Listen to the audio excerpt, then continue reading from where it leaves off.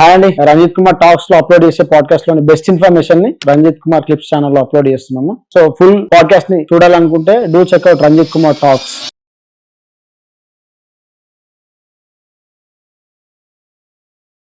Hi viewers, welcome to Ranjith Kumar talks. ఈరోజు మన podcast లోకి మేడం వెన్నెల గారు వచ్చారు, advocate. So legal advice madam గారి నుంచి లీగల్ అడ్వైజెస్ కానీ, మనకు రీసెంట్ గా ఇప్పుడున్న ప్రజెంట్ జనరేషన్ లో మ్యారిటల్ గురించి కానీ అన్ని డౌట్స్ ఎట్లా ఎడ్యుకేట్ చేయాలి అని చెప్పి దాని గురించి మేడం గారితో డిస్కస్ చేద్దాం. లెట్స్ వెల్కమ్ వెన్నెల గారు. నమస్తే మేడం. బాగున్నారా? Thank you for coming madam. మా వ్యూవర్స్ కోసం మీ గురించి ఒక షార్ట్ ఇంట్రో. నా పేరు వెన్నెల. నేను నా డిగ్రీ సైకాలజీ అండ్ జర్నలిజం లో చేశాను. దెన్ మాస్టర్స్ జర్నలిజం లో చేశాను. కొన్ని మంత్స్ సివిల్స్ కి ప్రిపేర్ అయ్యాను, బట్ కొన్ని కారణాల వల్ల డ్రాప్ అయిపోయాను. లేటర్ నేను ఎల్ఎల్బి జాయిన్ అయ్యాను. ఎల్ఎల్బి ఆనర్స్ చేశాను. So currently practising and LLM కూడా పర్సూ చేస్తున్నాను. Yeah, that's how it started. Okay, అంటే ఇప్పుడు ప్రజెంట్ ఒక మ్యారేజ్ చేసుకోవాలంటే చాలా డౌట్స్ ఉంటాయి. బిఫోర్ మ్యారేజ్ కానీ ఆఫ్టర్ మ్యారేజ్ కానీ ఒక మెన్ అండ్ ఉమెన్ రైట్స్ అంటే ఎట్లుంటాయి లా ప్రకారంగా, అసలు ఎట్లా ఎడ్యుకేట్ చేయాలి వాళ్ళకు, ఎలా అంటే అవేర్నెస్ ఉండాలి before marriage? Before marriage awareness అంటే what I suggest is open గా ఉండండి, అంటే నిజాలు మాట్లాడండి. పెళ్లి అయిపోతే చాలు. పేరెంట్స్ కి ఎలా ఉంటుందంటే పెళ్లి అనేది ఒక బాధ్యత, పెళ్లి చేయాలి, పెద్ద పని అయిపోయింది అన్నట్టుగా ఫీల్ అవుతారు. కానీ మ్యారేజ్ తర్వాతనే అసలు లైఫ్ అనేది బిగిన్ అవుతుంది. సో మ్యారేజ్ అనేది తొందరపడి అబ్బాయి సంపాదిస్తున్నాడు, డబ్బులు ఉన్నాయి, ఆస్తులు ఉన్నాయి, అంతే ఈ 3 క్రైటీరియాలు ఫుల్ఫిల్ అయితే పర్ఫెక్ట్ హస్బెండ్ అనుకుంటారు. అమ్మాయి ఎంత చదువుకుంది, ఉద్యోగం చేస్తుందా, ఇప్పుడు ఈ మధ్య సంపాదిస్తుందా లేదా అనేది కూడా చూస్తున్నారు. సో ఇవి చూసి పెళ్లి చేసేస్తున్నారు. So what I feel is ఇది సరిపోదు. అబ్బాయికి గాని అమ్మాయికి గాని బేసిక్ గా వాళ్ళకి అవేర్నెస్ ఉండాలి. అసలు ఒక వైఫ్ వస్తున్నప్పుడు ఆ వైఫ్ ని ఎలా ట్రీట్ చేయాలి, పేరెంట్స్ ని ఎలా ట్రీట్ చేయాలి, ఎలా బ్యాలెన్స్ చేయాలి అనే నాలెడ్జ్ అబ్బాయికి ఉండాలి. అమ్మాయికి చిన్నప్పటి నుంచి నేర్పిస్తారు, పెళ్ళైతే ఇలా ఉండాలి, అత్తగారింటికి వెళ్ళాలి, నువ్వు ఆడపిల్లవి, అక్కడ పిల్లవి అని. సో అలానే అబ్బాయికి కూడా ఒక స్టేజ్ తర్వాత నీకు మ్యారేజ్ అవుతుంది, అమ్మాయిలు ఇలా ఉంటారు. చాలా మంది అబ్బాయిలకి అసలు మెనిస్ట్రువల్ సైకిల్ గురించి తెలియదు. పీరియడ్స్ అంటే ఏంటి అంటారు, వాళ్ళకి ఒక టాబు.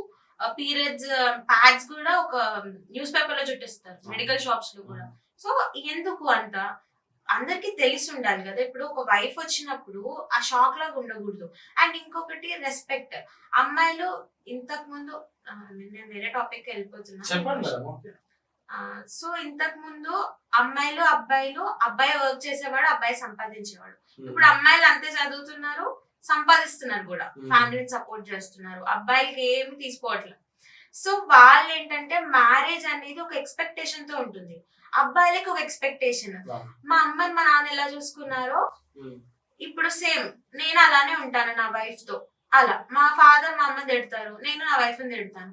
సో జనరేషన్స్ మారాయి, అమ్మాయిలు ఎడ్యుకేట్ అవుతున్నారు, ఇండిపెండెంట్ అయ్యారు. సో అబ్బాయిలు మేము ఎక్కడ తక్కువ సంపాదిస్తున్నాము, చదువుకున్నాము, సో ఆ రెస్పెక్ట్ అనేది డిజర్వ్ చేస్తాం అనేది. సో వైఫ్ ని రెస్పెక్ట్ తో ట్రీట్ చేయడం, ఎంతవరకు మాట్లాడాలి. ఇప్పుడు ఫ్యామిలీలో అమ్మని ఎలా అంటే అలా తిట్టరు, ఫాదర్ కి ఎలా అంటే అలా ఎదురు చెప్పరు. బికాస్ కొన్ని ఉంటాయి, కొన్ని హద్దులనే ఉంటాయి.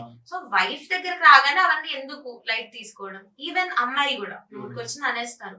ఆ రెస్పెక్ట్ అనేది మెయింటైన్ చేస్తే most of the times it will work out. So పెళ్లికి ముందు ఇవన్నీ మాట్లాడుకోవాలి, ఫైనాన్షియల్ స్టెబిలిటీ.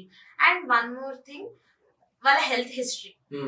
అబ్బాయి అమ్మాయి ఇద్దరు ఈక్వల్ గా వాళ్ళ పాస్ట్ హిస్టరీ ఏంటో మనకు తెలుసుకోవడం అనేది బేసిక్ థింగ్. అది పెళ్ళయ్యాక చాలా మంది దాచిపెడతారు, పెళ్ళయ్యాక ఎలాగో తెలుస్తుంది ఏ హెల్త్ ఇష్యూస్ ఉన్నా. మ్యారేజ్ అయ్యాక తెలుసుకొని హర్ట్ అయిపోయి డివోర్స్ దాకా వెళ్ళిపోతారు తెలియగానే.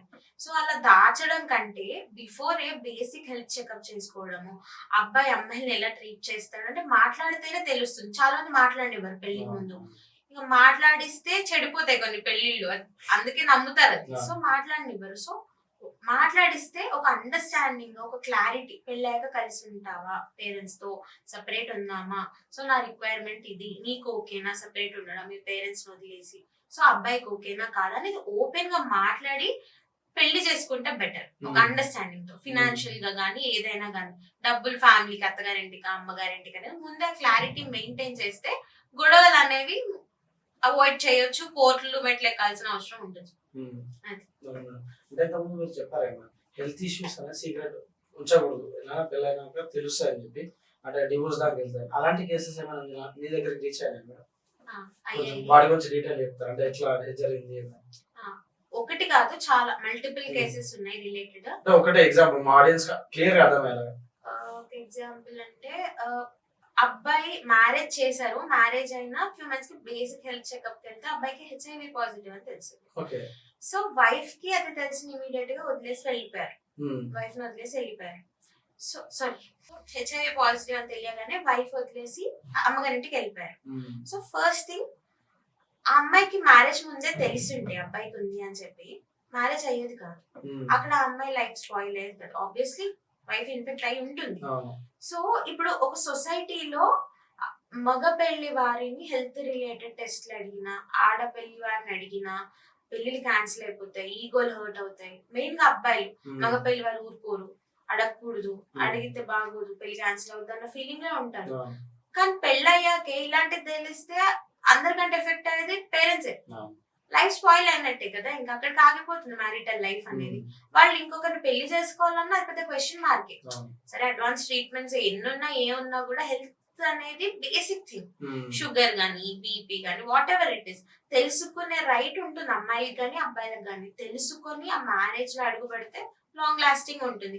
అబద్ధాల మీద నిలబడేది ఎక్కువ కాలం ఉండదు ఏదైనా సరే. కోర్టులో కూడా అదే ప్రాబ్లం. ముందు ఒకటి చెప్తారు, అక్కడ కేసు కంప్లైంట్ ఇచ్చేది ఒకటి ఉంటది, రియాలిటీ ఇంకొకటి ఉంటది. సో ఎందుకు అబద్ధాల మీద డిఫెండ్ చేసుకొని ఉన్నది ఇంకా ఇంకా ఇంకా పాడు చేసుకుంటూ పోతారు అబద్ధాల మీద. So it's better to be clear దాని సారీ, తర్వాత సారీ అని ఫీల్ అవ్వడం. అంటే ఇప్పుడు జనరల్ గా ఇప్పుడు ప్రజెంట్ ఉన్న కల్చర్ లో లివ్ ఇన్ రిలేషన్షిప్ కూడా ఎక్కువైంది madam. Before live in relationship వెళ్ళే ముందు మెన్ ఆర్ ఫీమేల్ వాళ్ళకు ఎలాంటి రైట్స్ ఉంటాయి మేడం, అంటే లా ప్రకారంగా అకార్డింగ్ టు లా?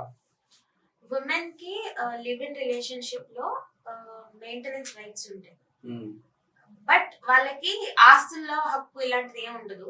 బేసిక్ ఒక వైఫ్ ఉన్న రైట్స్ అన్ని ఉంటాయి, ప్రొటెక్షన్ ఉంటుంది యాజ్ పర్ లా. కానీ ఆస్తి పరంగా అయితే ఉండదు.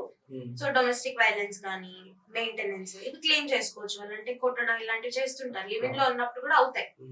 సో ఈ లివ్ ఇన్ రిలేషన్షిప్ లో ప్రొటెక్షన్ అనేది ఉంటుంది, మెయింటెనెన్స్ అనేవి ఈ రెండు మెయిన్ థింగ్స్. ఇన్హెరిటెన్స్ ఇలాంటివి వాళ్ళకి వర్తించవు. అంటే ఇంకేమన్నా వాళ్ళ రైట్స్ అంటే ఎవరికి తెలియని వింతే అండి, వాళ్ళకి లాలో ఉన్నా కూడా ఇంతకు మించి ఉండవు.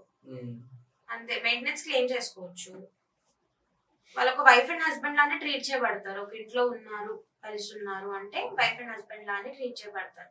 జస్ట్ లీగల్ గా మ్యారీడ్ అని ఉండదు అంతే. పిల్లలకి కూడా రైట్స్ ఉంటాయి. అంటే ఇప్పుడు ప్రెసెంట్ డివోర్స్ రేట్ అనేది బాగా పెరుగుతుంది. అంటే మీకు చాలా కేసులు వచ్చి ఉండొచ్చు, దాంట్లో మీకు ఒక ఐడియా ఉంటుంది కదా అసలు ఈ డివోర్స్ రేట్ అనేది ఎందుకు పెరుగుతుంది, దాని నుంచి మీ వ్యూ ఏంటి? డివోర్స్ రేట్ పెరగడానికి మెయిన్ రీజన్ అండర్స్టాండింగ్ ఉండదు, ఈగో ప్రాబ్లమ్స్ ఎక్కువ ఉంటాయి. సో వైఫ్ ఎక్స్పెక్టేషన్ ఒకటి ఉంటుంది, హస్బెండ్ ఎక్స్పెక్టేషన్ ఒకటి ఉంటుంది, కమ్యూనికేట్ చేయరు బేసిక్ గా. అండ్ పేరెంట్స్ ఇంటర్ఫియరెన్స్ కూడా చాలా ఉంటుంది. అమ్మాయిని చాలా గారాభంగా పెంచుకొని ఉంటారు, మ్యారేజ్ అవ్వగానే కొంచెం డిస్టర్బెన్సెస్ రాగానే అటు మదర్ సైడ్ నుంచి ఇంటర్ఫియరెన్స్ ఉంటుంది, ఈవెన్ హస్బెండ్ సైడ్ కూడా. What I feel is, marriage అయ్యాక కపుల్ ని అత్తగారు గాని, అంటే అబ్బాయి సైడ్ అమ్మాయి సైడ్ ఇద్దరు ఇంటర్ఫియర్ అవ్వకుండా అంటే చాలా వరకు గొడవలు అవాయిడ్ అవుతాయి. పేరెంట్స్ ఏంటంటే పెళ్ళి అయ్యాక కూడా నా కొడుకు అన్న ఫీలింగ్ ఉంటుంది వాళ్ళకి, ఆ పొసెసివ్నెస్ ఉంటుంది. సో అది ఉండటం వల్ల కోడలు ఆటోమేటిక్ గా ఎఫెక్ట్ అవుతారు, ఆ ఇంపాక్ట్ పడుతుంది. పెళ్లి అవ్వగానే అమ్మాయిని పంపించేస్తారండి, సో అబ్బాయి మాత్రం అక్కడే ఉంటాడు. సో ముందున్నట్టుగానే ఇప్పుడు నా కొడుకు ఉండాలి అంటే అది ప్రాక్టికల్లీ అది వర్క్ అవ్వదు. బికాస్ ఒక అమ్మాయి హస్బెండ్ ప్రపంచం అనుకొని వచ్చినప్పుడు బేసిక్ థింగ్, మీకేం తక్కువ కాకుండా మీ పిల్లలు చూసుకున్నంత వరకు మీరు ఇంటర్ఫియర్ అవ్వకూడదు. మీకు ఫుడ్, మీ హెల్త్, మీకు కావాల్సిన బేసిక్ నీడ్స్ అని ఫుల్ఫిల్ చేసే బాధ్యత పిల్లలకి ఉంటుంది. అంతవరకు ఫైన్. అది దాటి వాళ్ళ పర్సనల్ విషయాల్లో కాంట్ చేయడం, ఇంటర్ఫియర్ అవడం చిన్న చిన్నవే ఉంటాయి. అది కొనిచ్చాడు, ఇది కొనిచ్చాడు, ఒంట్లో ఉప్పు తక్కువైంది, ఒంట్లో కారం ఏమంటారు, వంటలలో కారం తక్కువైంది, ఇవి గొడవలు. సో ప్రాక్టికల్ గా చూస్తే చాలా గొడవలు మీ అమ్మగారు ఇలా, మీ అమ్మ వల్లనే నాకు ఈ ప్రాబ్లం అని చెప్పి హస్బెండ్ తో గొడవ పడుతుంటారు. సో అక్కడ వాళ్ళిద్దరి కంటే ఎక్కువ కూడా పేరెంట్స్ ఇంటర్ఫిరెన్స్ వల్ల కాంప్లికేట్ అవుతాయి థింగ్స్. సో ఇది ఒకటి మెయిన్ రీజన్ అయితే పేరెంట్స్ అండి. పేరెంట్స్ ఇంటర్ఫిరెన్స్ తగ్గించాలి బోత్ సైడ్స్. మీకు నిజంగా అంత ప్రాబ్లం ఉంటే సపరేట్ గా వెళ్ళి ఉండటానికి మీరు ఇద్దరు వైఫ్ అండ్ హస్బెండ్ విల్లింగ్ ఉన్నప్పుడు పేరెంట్స్ అడ్డుపడకూడదు. అది